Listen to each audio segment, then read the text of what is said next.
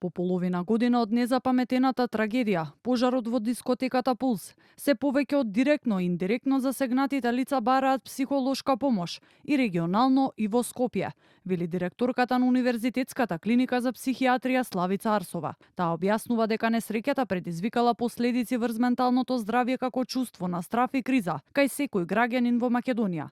Токму затоа професорот по психологија доктор Антони Новотни препорачува дека во кризни моменти клучно е граѓаните да го вратат чувството на заедништво, меѓусебно да си помагаат и разговараат и да бидат достапни еден за друг. На самиот почеток кажавме дека не може да се очекува да веднаш после настанот да се појават, односно да бараат луѓето тие имаат, но да бараат психијатриска помош.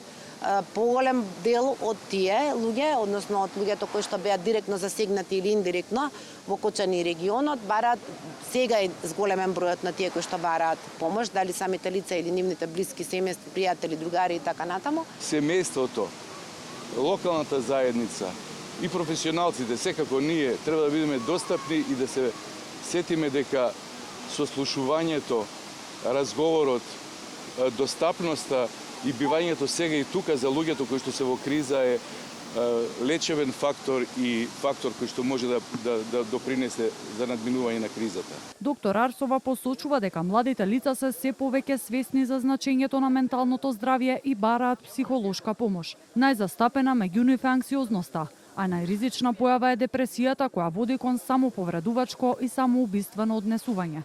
Клучно за успешно лекување е раната детекција, уште од матичните лекари. Вклучено е рано откривање на депресија кај млади до 35 години како превентивна цел и матичните лекари сите низ целата земја ќе имаат задача да поминуваат еден дел од осигурениците од граѓаните и да детектираат евентуално такви состојби.